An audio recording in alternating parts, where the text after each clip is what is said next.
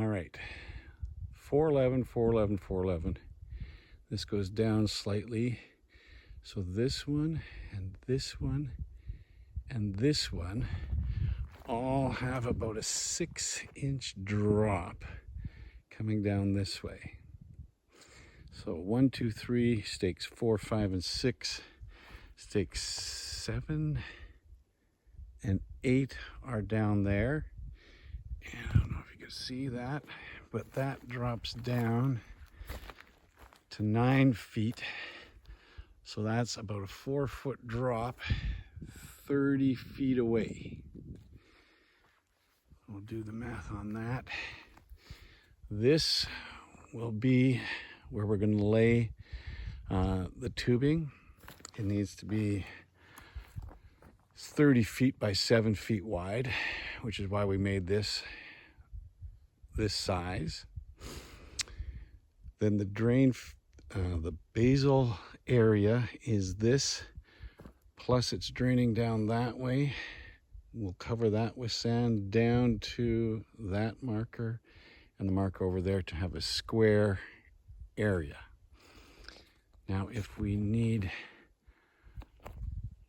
a secondary field after this one's used up in 50 or 100 years, if it ever does, then the same lines continue here. 4'11", 4'11", 4'11". So the next field can follow this contour coming around like that. That's kind of towards where test hole number 1 was, just by that tree. So it wraps around similar to that.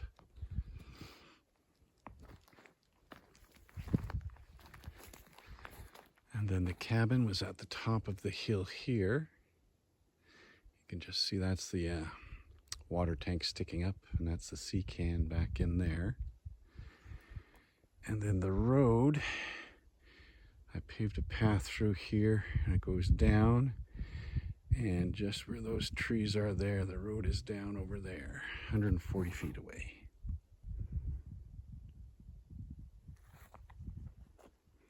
This drops down here. It's kind of straight through here, but it starts dropping down quite a bit that way, but it's a nice straight run.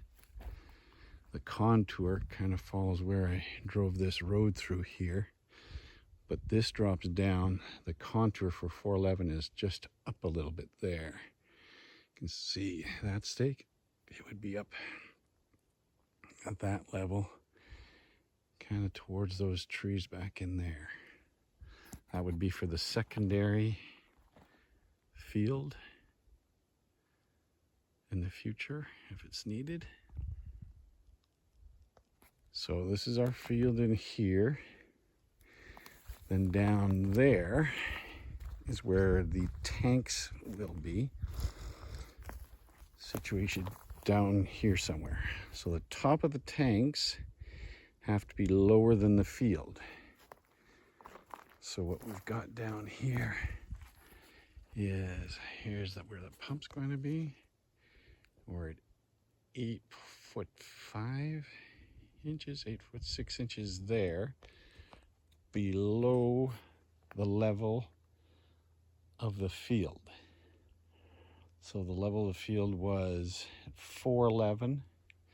This is down to 8'5". So that will be the top of the tank there. And it drops down to 10 feet over there, below, 4'11", 5 feet, that's 10 feet, that's 5 feet below where we are up here.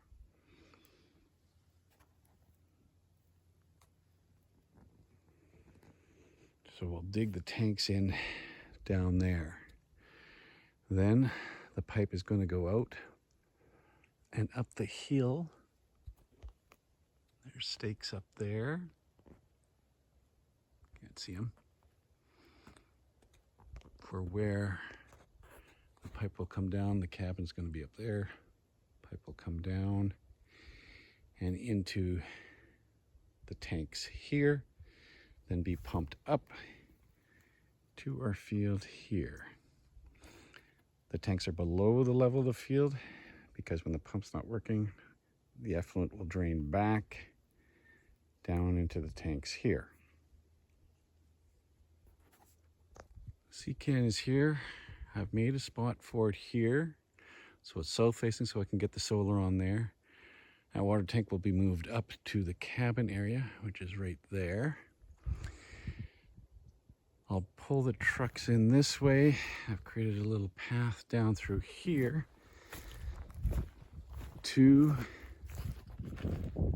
the field so I can dump the sand down there, and then I made the road out. We'll go around that tree and out to the road down there. The sewer will come out of the cabin. There's the outhouse there. It's kind of going to be up there. The outhouse will be at the northeast corner of the building site. And there's a stake for where it's going to go into the cabin. It will come down to this tree here, to this stake here at the top of the hill, and then down to that stake and to that stake, and that's the tank area right down in there. So this is that little cut line that the sewer line will come up to, then go across to the stake over there. Where it is. There. On the corner of the building site. Around there somewhere, I'm not sure exactly where you'll enter the building site. It will continue from there, and the secondary cabin will be where the fifth wheel is. So we'll put a flush out up there as well for that second building. Coming past the sea can, a little path down towards the north. A little flat spot there where the sea can will sit, facing straight south.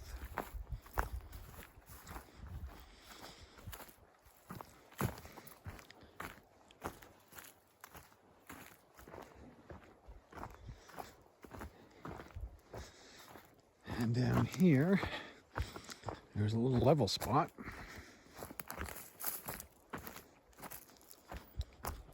That we got pegged out already.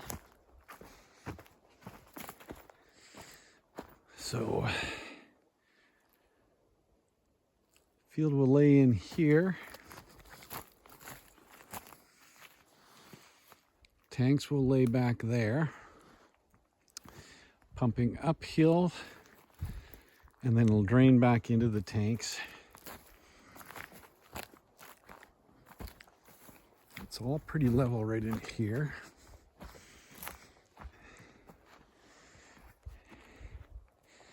And then it drops down a little bit down here, and there's a couple stakes down there where the sand will also go. Clear some of this brush out of here. And then a reserve field will go off in that way. All right, I'm standing on the dry knob directly north of my place, and you can kind of see that cut line now. Right through there, from there or to about there, 100 yards, 300 feet.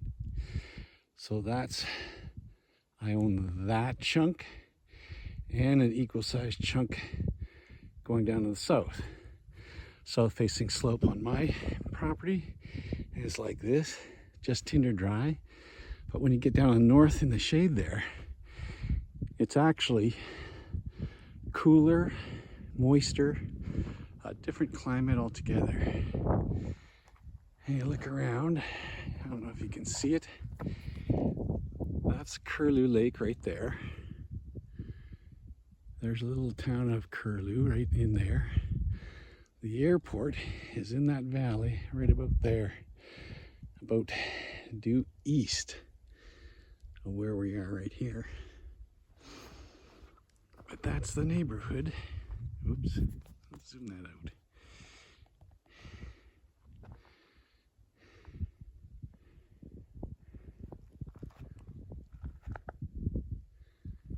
All right, so that's what we're looking at. I marked just down there, there's a little trail coming up here. On maps, it actually shows something, a road up here. There's not much of a road. And right in there, that little road that came from behind my house came up to an intersection. I think it's right there. The road came up here and went up this way. So now I'm gonna walk back up that way and see if I can get back to the front side and Union Ridge Road itself.